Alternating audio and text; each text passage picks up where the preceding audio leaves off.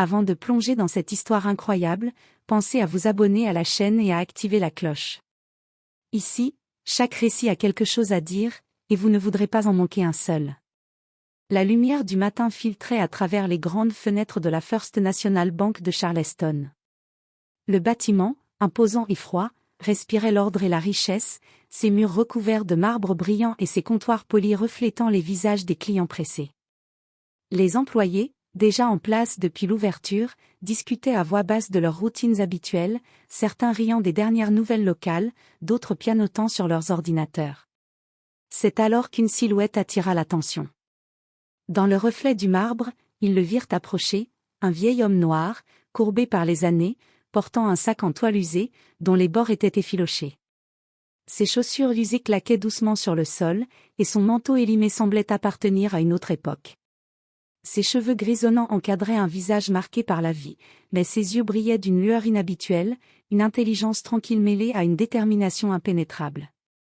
Il s'appelait Samuel Johnson, 72 ans, ancien professeur de mathématiques à la retraite, connu dans son quartier pour sa sagesse, mais aussi pour sa discrétion. Peu de gens auraient imaginé qu'il pourrait secouer la routine quotidienne d'une banque avec sa simple présence. Les premiers clients qui le remarquèrent ne purent retenir un sourire moqueur. « Regarde ce vieil homme avec son sac à dos. Il croit pouvoir entrer ici comme ça », s'exclama un jeune homme en tenue de bureau. Les rires fusèrent, résonnant dans le hall spacieux. Les employés échangèrent des regards complices, certains sortant même leur téléphone, prêts à filmer ce qu'ils pensaient être une scène ridicule. Mais Samuel ne réagit pas. Il marchait lentement, chaque pas mesuré, chaque mouvement précis, comme s'il suivait une chorégraphie invisible. Il ne regardait ni les rires ni les moqueries. Son unique objectif était le comptoir central, où il déposerait son sac et dévoilerait la vérité que personne n'avait encore envisagée. Le silence s'installa progressivement à mesure qu'il approchait. Les rires s'estompaient, remplacés par une curiosité mêlée d'inquiétude. Certains clients commencèrent à chuchoter entre eux, « Que va-t-il faire ?» Mais personne n'avait la moindre idée de ce que Samuel avait préparé. Lorsqu'il posa le sac sur le comptoir, le cliquetis du métal résonna comme un avertissement. La toile usée semblait banale, presque fragile, mais à l'intérieur se trouvait quelque chose de puissant et de redoutable, des preuves irréfutables, des documents et des enregistrements qui allaient exposer les fraudes et les manipulations financières commises par la banque. Le vieux professeur leva les yeux et, pour la première fois, un sourire calme se dessina sur son visage. Il savait que le moment était venu. Le moment où les rires se transformeraient en regrets, où les moqueries se changeraient en peur. Et tandis que les clients retenaient leur souffle et que les employés pâlissaient, Samuel Johnson s'apprêtait à faire ce que personne n'avait osé imaginer, remettre la vérité à sa place, avec patience, intelligence et un calme implacable. Samuel Johnson franchit la porte de la First National Bank à 10h05 précise. Le carillon annonça son arrivée, un son familier qui, ce jour-là, résonna comme le début d'un événement inattendu. Chaque pas qu'il faisait sur le sol en marbre semblait calculé, lent mais sûr, laissant derrière lui un sillage de curiosité et de malaise. Dès qu'il entra, les clients présents ne purent s'empêcher de le remarquer. Parmi eux se trouvait Mark Benson, un jeune cadre arrogant, qui chuchota à son collègue, « Regarde ce vieux. On dirait qu'il va nous braquer avec ce sac. » Les autres rirent, certains regardant leur téléphone pour filmer ce qu'ils imaginaient déjà comme une scène ridicule. Derrière le comptoir, Linda Harper, la caissière principale, fronça les sourcils. Elle connaissait Samuel de vue, un vieil homme respectable, jamais un problème, jamais une plainte. Mais l'apparence du sac en toile usée et ses traits marqués par la vieillesse déclenchaient dans son esprit une alarme inconsciente. Elle secoua la tête et murmura, « S'il fait quelque chose !» Le directeur de la banque, Tommy Rees, entra alors dans le hall. Grand, habillé impeccablement, il avait l'air confiant et supérieur. Il lança un sourire narquois et un « Bonjour, monsieur. Puis-je vous aider ?» qui sonnait plus comme un défi qu'une offre de service. Samuel ne répondit pas immédiatement. Il déposa le sac sur le comptoir avec une précision presque militaire. Le contact du sac avec la surface produisit un bruit sec qui fit taire les derniers murmures et rires. Tous les yeux se tournèrent vers lui. Les clients, qui quelques instants plus tôt avaient ri, sentirent soudain une tension étrange, presque palpable. Samuel fixa le directeur et dit calmement, d'une voix qui n'autorisait aucune interruption. « Je suis ici pour vous montrer quelque chose.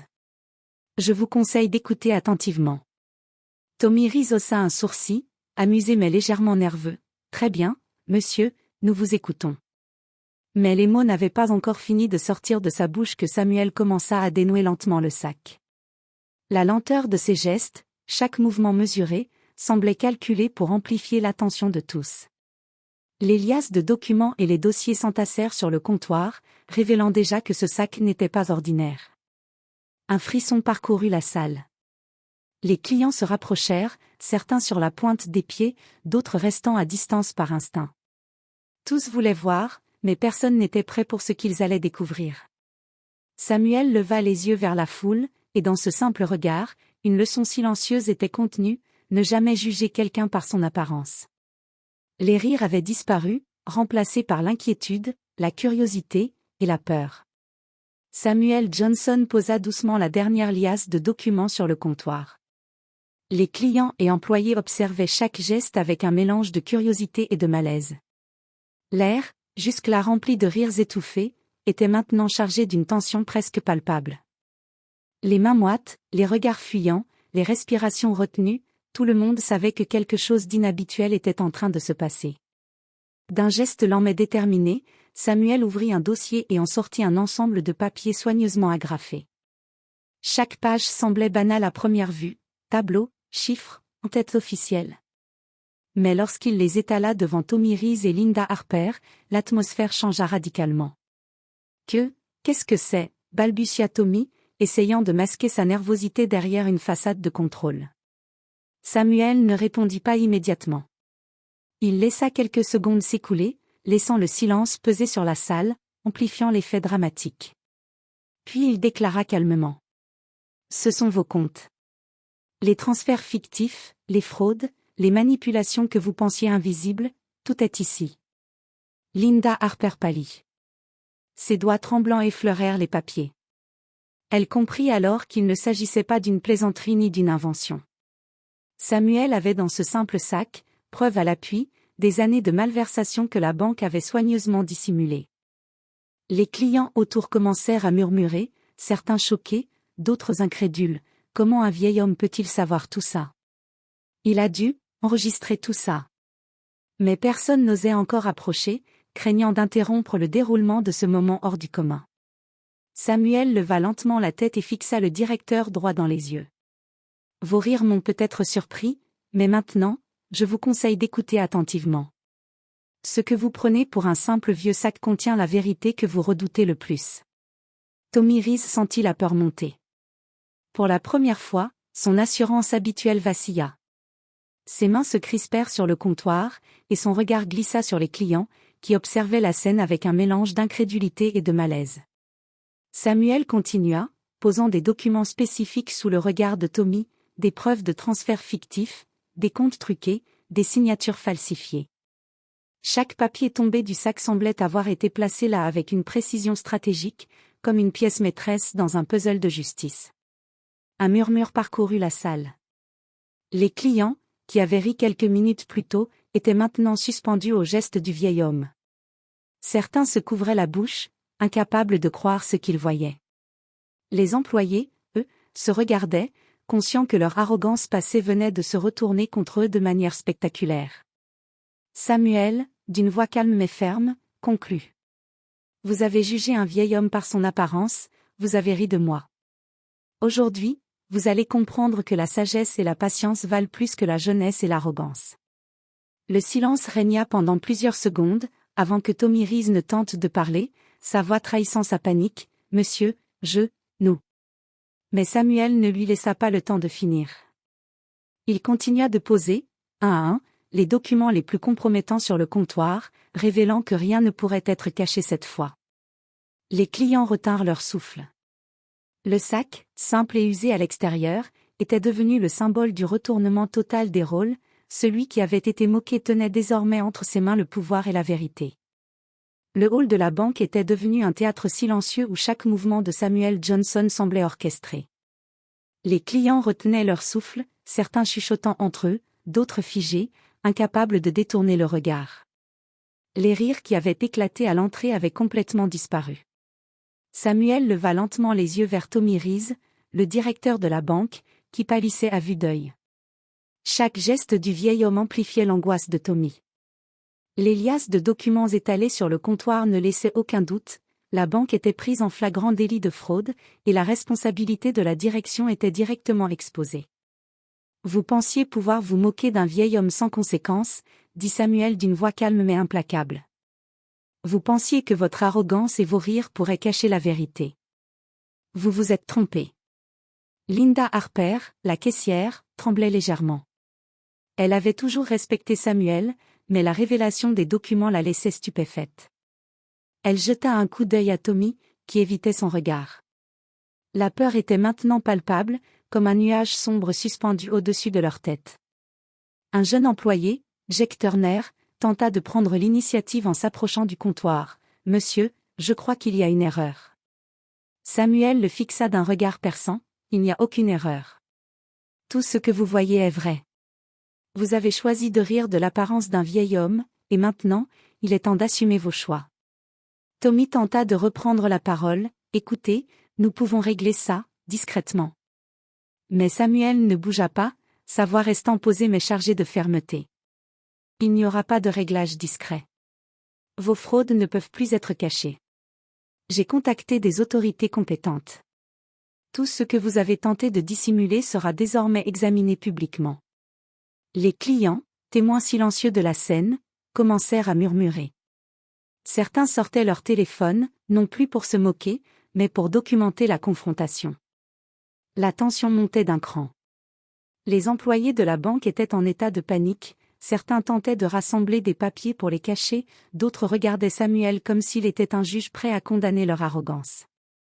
Samuel prit alors une liasse particulière et la posa devant Tommy. « Voici les transferts fictifs que vous avez orchestrés pour masquer vos pertes. Chaque signature, chaque date, chaque montant, tout est ici. Vos explications ne changeront rien. » Tommy se redressa, ses mains tremblantes serrant le comptoir. Il sentit pour la première fois la gravité de la situation. Samuel, le vieil homme qu'il avait jugé faible et ridicule, détenait désormais le pouvoir, et ce pouvoir n'était pas un caprice, c'était la vérité exposée sans détour.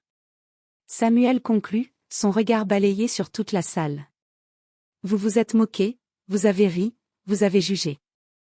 Aujourd'hui, la moquerie s'est retournée contre vous. Et je vous assure que ceux qui croient qu'ils sont supérieurs à cause de leur jeunesse ou de leur position découvriront bientôt que le respect et la justice ne s'achètent pas, ils se méritent. Un silence absolu s'installa, seulement rompu par le froissement des papiers et le souffle hésitant de ce présent. La confrontation était totale, le moqueur était devenu la victime, et la victime, l'architecte d'une justice silencieuse mais implacable. Le silence régnait dans le hall de la First National Bank, interrompu seulement par le froissement des documents que Samuel Johnson étalait sur le comptoir. Chaque page qu'il déposait révélait un scandale plus grand que le précédent, transfert fictif, compte truqué, signature falsifiée, manipulation financière, tout était là, organisé avec une précision presque chirurgicale. Les clients, témoins de la scène, étaient désormais suspendus à chaque geste du vieil homme. Ce qui avait commencé comme une simple curiosité s'était transformé en choc absolu.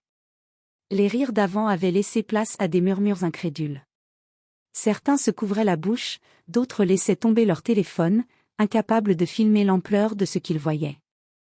Tommy Reese, le directeur, pâlissait à vue d'œil. Ses mains tremblaient sur le comptoir, ses pensées s'en mêlaient dans un tourbillon de peur et de panique. Comment a-t-il pu découvrir tout ça? Comment a-t-il eu accès à ces documents? Il ne pouvait trouver de réponse. Samuel, imperturbable, leva les yeux et fixa la salle d'un regard clair et perçant. « Vous avez ri de moi. Vous avez jugé un vieil homme par son apparence. Vous avez cru que vos mensonges resteraient cachés. Et maintenant, tout ce que vous craignez est exposé. » Linda Harper, la caissière, sentit son cœur battre à toute vitesse. Elle avait toujours respecté Samuel, mais jamais elle n'aurait imaginé que ce vieil homme qu'elle voyait chaque semaine pouvait orchestrer une telle démonstration. « Tout est vrai. » murmura-t-elle, incrédule.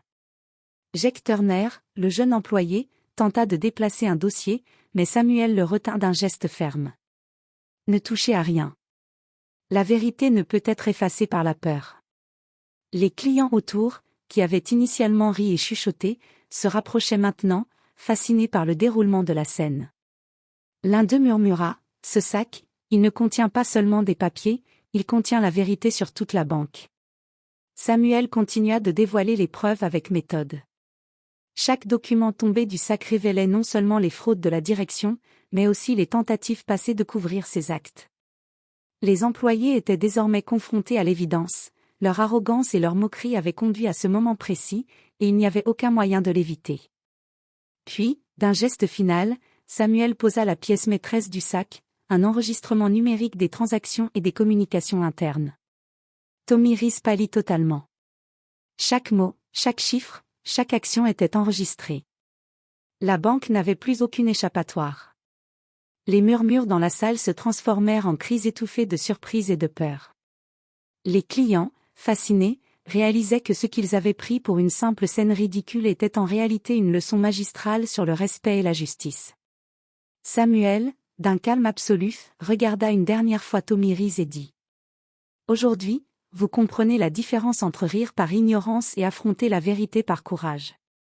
Ceux qui jugent avant de connaître finissent toujours par regretter. » Et tandis que la panique s'installait chez les employés et que les clients prenaient conscience de l'ampleur de la fraude, Samuel Johnson, le vieil homme au sac mystérieux, tenait désormais toute la scène sous son contrôle, maître d'un retournement spectaculaire que personne n'avait vu venir. Le hall de la First National Bank était plongé dans un silence presque irréel. Les clients, d'abord incrédules, murmuraient entre eux, certains en train de sortir leur téléphone pour documenter ce qui venait de se passer. Les rires d'autrefois avaient totalement disparu. Les employés de la banque, eux, étaient figés par la peur et la honte. Tommy Rees, le directeur, serrait les poings sur le comptoir, incapable de prononcer un mot. Les documents étalés devant lui révélaient des fraudes et manipulations financières dont il savait qu'il ne pourrait jamais se justifier. Linda Harper et Jack Turner regardaient Samuel avec une mixture de respect, de peur et de culpabilité. Samuel, calme et implacable, posa la dernière pièce sur le comptoir, un disque dur contenant toutes les preuves numériques, preuves irréfutables de plusieurs années de malversation. Vous pensiez que je serais faible, que vous pouviez vous moquer et continuer vos abus en toute impunité, dit-il d'une voix ferme. Aujourd'hui, vos actions sont visibles à tous. Et la justice arrive. À ce moment précis, les sirènes d'une voiture de police se firent entendre dehors. Samuel avait prévenu les autorités financières et la police avant même d'entrer. Les inspecteurs arrivèrent rapidement, et les employés n'eurent d'autre choix que de remettre les documents et de répondre aux questions. La panique monta encore d'un cran lorsque les policiers commencèrent à prendre des photos et des notes. Les clients, témoins de l'événement, se rapprochèrent pour voir Samuel en action. L'homme qu'ils avaient ridiculisé quelques minutes plus tôt était maintenant un symbole de justice et de sagesse. Les murmures se transformèrent en admiration silencieuse. Il a préparé tout ça, incroyable. Quel courage, quel calme. Samuel rangea lentement son sac, qui avait changé de statut dans la perception de tous, de simple sac en toile usée, il était devenu l'instrument de vérité et de rétribution. Il se tourna vers la foule et dit avec douceur. Ceux qui rient trop vite oublient que la patience, la préparation et le respect des autres valent plus que l'arrogance et la moquerie. Tommy Rees baissa les yeux, honteux, tandis que Linda et Jack, bien que nerveux, comprenaient la leçon de Samuel. Les autorités prirent le contrôle de la situation, et la banque devait maintenant faire face aux conséquences légales et médiatiques de ses actes. Samuel sortit de la banque, marchant lentement dans la lumière du matin. Il ne se retourna pas. Chaque pas semblait laisser derrière lui une leçon claire, la sagesse et le respect ne se mesurent pas à l'âge, à l'apparence ou à la position, mais à la capacité de voir la vérité et de l'affronter. Les clients et passants, témoins de cette scène, murmuraient encore. Quel homme, quel courage! Et dans le silence qui suivit, le hall de la banque, autrefois rempli de moqueries, avait été transformé en un lieu de respect et de justice. Samuel Johnson, le vieil homme au sac mystérieux, avait accompli ce que peu d'hommes osent, retourner le pouvoir entre les mains de la vérité.